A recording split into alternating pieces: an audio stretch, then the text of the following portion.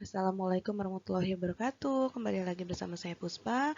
Hari ini adalah mata kuliah Teknik Pengambilan Keputusan atau Decision Making dengan materi pengambilan keputusan lawan alam dan yang akan dibahas mengenai situasi pasti atau pengambilan keputusan dalam situasi yang pasti. Oke, silakan disimak materinya. Situasi melawan alam. Dalam pengambilan keputusan dibedakan dalam 3 keadaan, yaitu pengambilan keputusan dalam situasi pasti, kemudian pengambilan keputusan dalam situasi tidak pasti, dan yang ketiga adalah pengambilan keputusan dalam situasi di bawah risiko. Untuk pengambilan keputusan dalam keadaan pasti, kita memiliki informasi yang cukup akurat, sehingga hasil dan keputusan itu tepat sesuai dengan yang diprediksi. Pengambilan keputusan tidak pasti, yaitu keputusan yang dibuat benar-benar tanpa bisa diprediksi. Hal ini dikarenakan minimnya informasi yang diterima, sehingga apa yang terjadi setelah keputusan itu dibuat, kita benar-benar nggak tahu. Nah, kemudian yang ketiga adalah pengambil keputusan dalam situasi di bawah resiko atau mengandung resiko, yaitu keputusan yang diambil sudah diketahui resiko yang akan dihadapi. Begitu juga alternatifnya. Namun keadaan di lapangan tidak dapat dipastikan apakah resiko ini bisa ditanggulangi dengan alternatif-alternatif jalan keluar yang sudah kita sediakan atau tidak. Oke, kali ini kita akan membahas yang pertama dulu, yaitu pengambilan keputusan dalam situasi yang pasti. Oke, silakan disimak terus materinya. Pengambilan keputusan dalam situasi pasti. Pengambilan keputusan dalam situasi pasti atau kondisi pasti artinya semua informasi yang diperlukan oleh pihak pengambil keputusan telah tersedia secara menyeluruh. Kepastian adalah kondisi tentang adanya informasi yang akurat, dapat diukur, dan dapat diandalkan tentang hasil dari berbagai alternatif yang sedang dipertimbangkan. Pengambilan keputusan dalam kondisi pasti yaitu pengambilan keputusan di mana berlangsung hal-hal sebagai berikut. Yakni yang pertama, alternatif yang dipilih hanya memiliki satu konsekuensi atau jawaban hasil. Ini berarti dari setiap alternatif tindakan tersebut dapat ditentukan dengan pasti. Keputusan yang diambil didukung oleh informasi atau data yang lengkap, sehingga dapat diramalkan secara akurat hasil dari setiap tindakan yang dilakukan.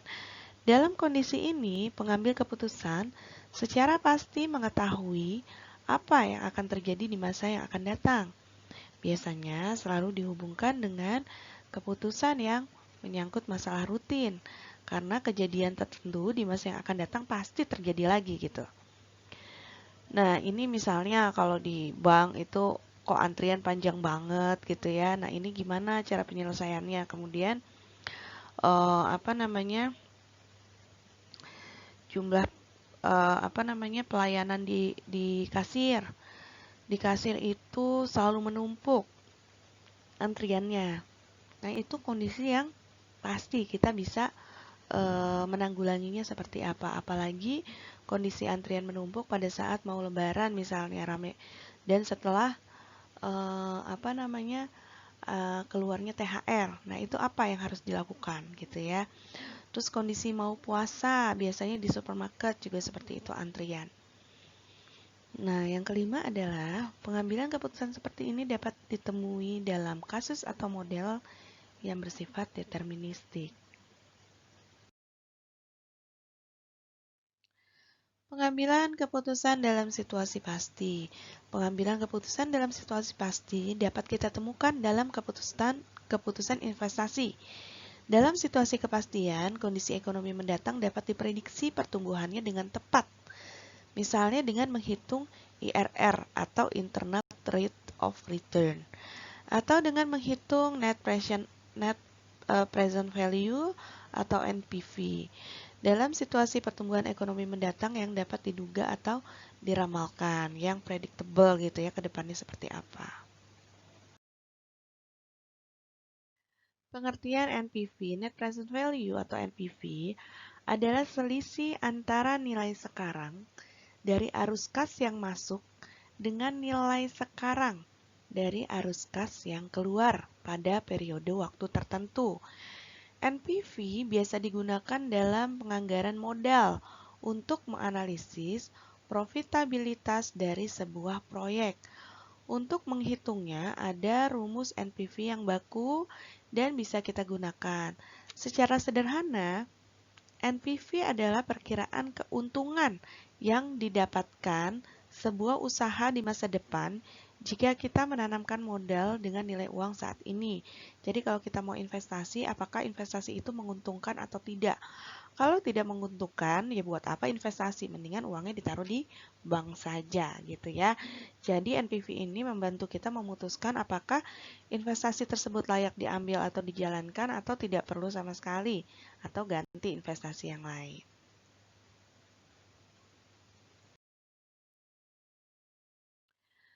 Berikutnya adalah rumus NPV dan rumus present value. Net present value rumusnya adalah C1 per 1 plus R. Kemudian plus C2 per 1 plus R2. C3 per 1 plus R3 dan seterusnya. Kemudian min C0 atau NPV sama dengan net present value dalam rupiah. CT merupakan arus kas per tahun pada periode tertentu atau periode T. C0 merupakan nilai investasi pada tahun ke-0 dalam rupiah. R merupakan suku bunga atau discount rate dalam persentase. Selain rumus NPV di atas, kita juga dapat menggunakan tabel PVIFA, Present Value Interest Factor of an Annuity, dan kemudian masukkan hasilnya ke persamaan atau rumus NPV berikut. NPV sama dengan CT kali PVIFA kali R kali T min C0.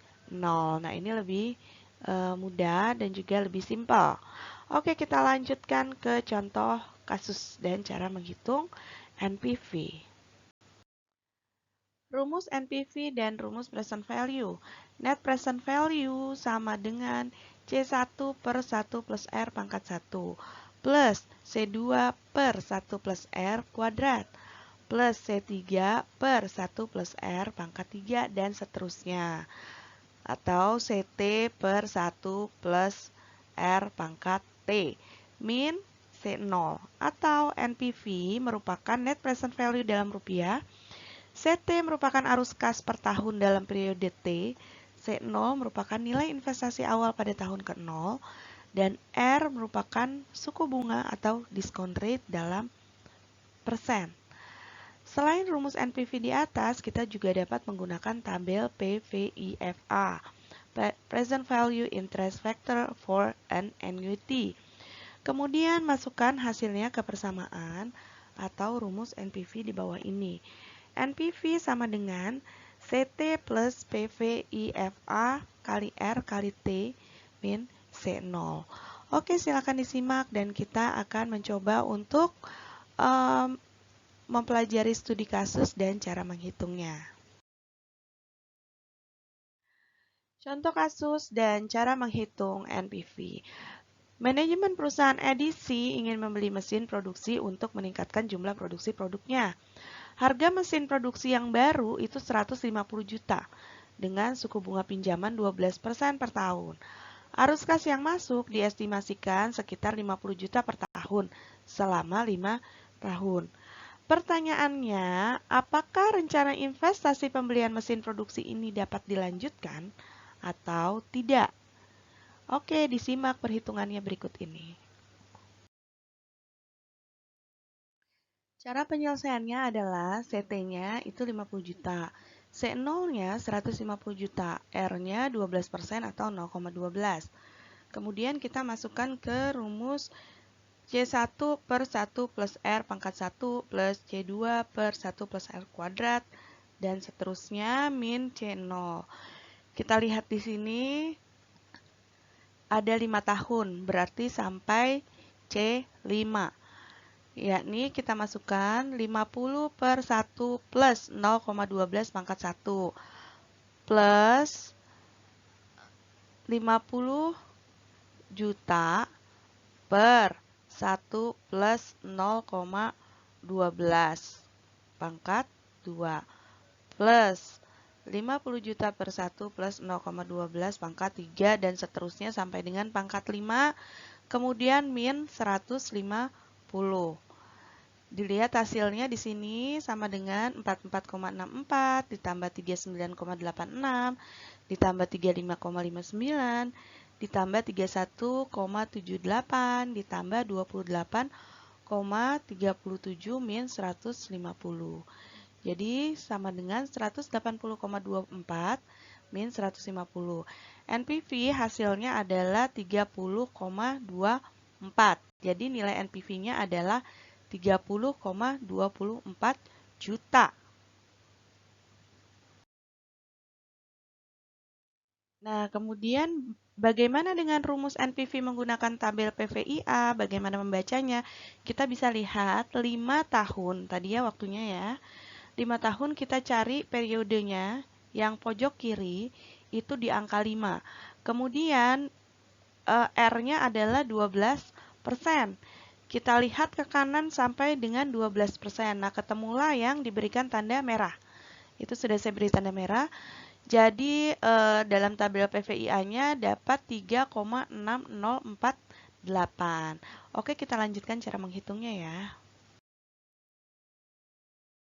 Berdasarkan tabel PVIFA, angka yang didapat dari suku bunga 12% untuk R-nya dan periode 5 tahun untuk T-nya adalah sebesar 3,6048. Kemudian angka tersebut kita masukkan ke dalam rumus NPV sebagai berikut.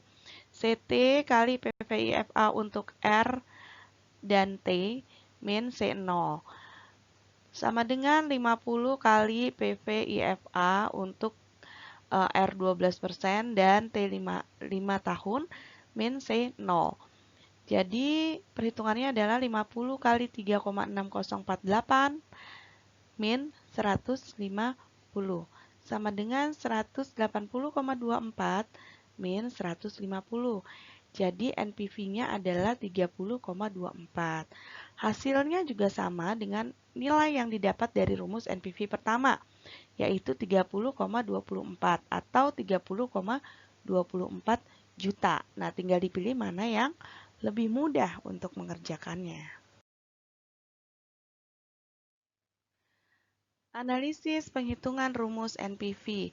Dari hasil penghitungan di atas, NPV adalah positif dengan nilai sebesar 30,24 juta.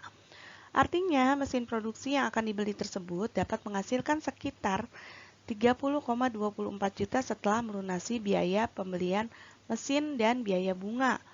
Sesuai dengan penghitungan tersebut, maka dapat diputuskan bahwa rencana investasi pembelian mesin produksi baru itu dapat dilanjutkan karena ternyata hasilnya menguntungkan. Analisis hasil NPV.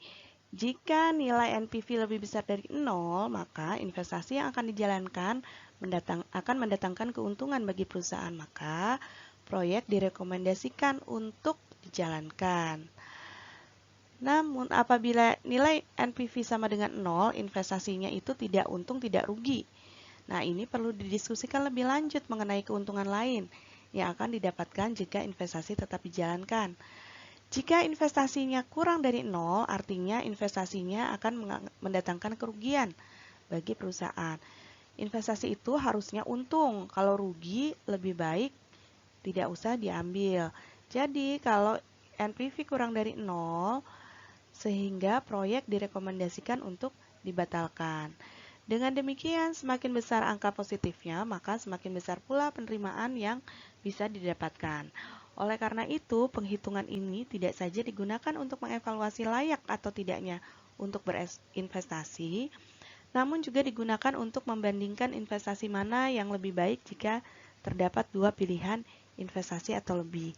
Namun perlu diketahui juga, meskipun perhitungan rumus NPV adalah alat yang sangat bagus untuk membuat keputusan dalam investasi, namun tidak selalu akurat. Hal ini karena persamaannya bergantung pada banyak perkiraan dan asumsi yang realisasinya sulit diprediksi. Satu-satunya yang diketahui secara pasti oleh manajemen perusahaan adalah biaya yang dikeluarkan untuk investasi saat ini. Apalagi kondisi ekonomi saat ini juga tidak pasti, maka ini juga merupakan salah satu alat, tapi memang masih ada gamblingnya juga untuk menggunakan NPV ini dalam situasi seperti saat ini. Manfaat menghitung NPV. Dalam dunia bisnis, perhitungan ini bermanfaat mengukur kemampuan dan peluang sebuah perusahaan dalam mengolah investasinya hingga beberapa tahun mendatang, terutama ketika nilai mata uang berubah yang akan berdampak pada cash flow perusahaan. Metode ini dapat digunakan oleh pengusaha atau perusahaan untuk memproyeksikan investasi yang mereka kelola di masa depan. Apakah investasi tersebut akan menguntungkan atau merugikan? Jika memang menguntungkan, seberapa besar profit marginnya? Apakah sebanding dengan usaha yang dikeluarkan? Dengan melakukan proyeksi seperti ini, perusahaan akan bisa memutuskan apakah akan tetap melanjutkan investasi tersebut atau tidak. Atau jika mereka memiliki beberapa alternatif investasi yang akan dikelola, metode ini dapat menjadi pertimbangan untuk menentukan investasi mana yang lebih besar mendatangkan keuntungan, sehingga bisa dijadikan dasar pengambilan keputusan. Berikutnya adalah IRR atau Internal Rate of Return. IRR berasal dari bahasa Inggris, Internal Rate of Return atau disingkat IRR, yang merupakan indikator tingkat efisiensi dari suatu investasi. Suatu proyek atau investasi dapat dilakukan apabila laju pengembaliannya rate of return lebih besar daripada laju pengembalian apabila melakukan investasi di tempat lain, bunga, deposito bank, reksadana, dan lain-lain. Rumus IRR. Sebuah suku bunga IRR akan bisa memperoleh jika NPV sama dengan 0. Atau maksudnya adalah suku bunga yang biasa diperoleh investasi yang memberikan NPV sama dengan 0, yakni dengan syarat utama IRR lebih besar dari suku bunga MARR-nya. Untuk bisa mendapatkan suatu hasil akhir dari sebuah perhitungan IRR, maka Anda harus mencari nilai dari discount rate yang akan menghasilkan NPV positif terlebih dahulu. Lalu kita akan mencari discount rate yang akan menghasilkan NPV negatif. IRR sama dengan I1 plus NPV1 per NPV1 min NPV2 kali I1 min I2. IRR itu sama dengan Internal Rate of Return, I1 sama dengan tingkat diskonto yang akan menghasilkan NPV positif, I2 sama dengan tingkat diskonto yang akan menghasilkan NPV negatif. NPV 1 sama dengan net present value yang bernilai positif. NPV 2 sama dengan net present value yang bernilai negatif. Nilai dari sebuah IRR yang masing-masing nilai memiliki maksud dan tujuan tersendiri terhadap suatu kriteria investasi. Lihat penjelasan berikut agar kita lebih paham lagi. IRR lebih kecil dari SOCC artinya jika usaha atau proyek tersebut tidak layak secara finansial. IRR lebih sama dengan SOCC artinya jika suatu usaha atau proyek tersebut berada dalam keadaan break-even point. IRR lebih besar dari SOCC artinya suatu usaha atau proyek tersebut layak secara finansial. Kelebihan dan kekurangan IRR. Kelebihan dari metode perhitungan IRR yaitu tidak dipertimbangkan time value of money. Dengan begitu, perhitungan dapat dilakukan lebih tepat dan realistis dibandingkan menggunakan metode accounting rate of return. Sedangkan pada kekurangan metode ini, yaitu perlu waktu untuk menghitungnya, termasuk pada saat cash inflow tidak terdistribusi secara merata, walaupun kebanyakan kalkulator bisnis sudah dilengkapi dengan sebuah program untuk menghitung IRR. Selain itu, pada metode ini juga tidak dapat mengidentifikasi ukuran investasi dalam berbagai proyek yang bersaing dan juga tingkat keuntungannya. Untuk lebih jelas mengenai IRR akan ada video berikutnya dan juga NPV akan ada video tersendiri juga. Nah, silakan pahami materi ini dan apabila ada pertanyaan silakan dimasukkan ke dalam kolom komentar. Terima kasih. Terima kasih sudah menyimak materi kali ini. Jangan lupa subscribe, like, dan komennya. Kemudian silakan dilanjutkan untuk latihan-latihan mengenai NPV dulu. IRR akan ada lanjutan video berikutnya untuk mempermudah cara menghitungnya. Terima kasih. Wassalamualaikum warahmatullahi wabarakatuh.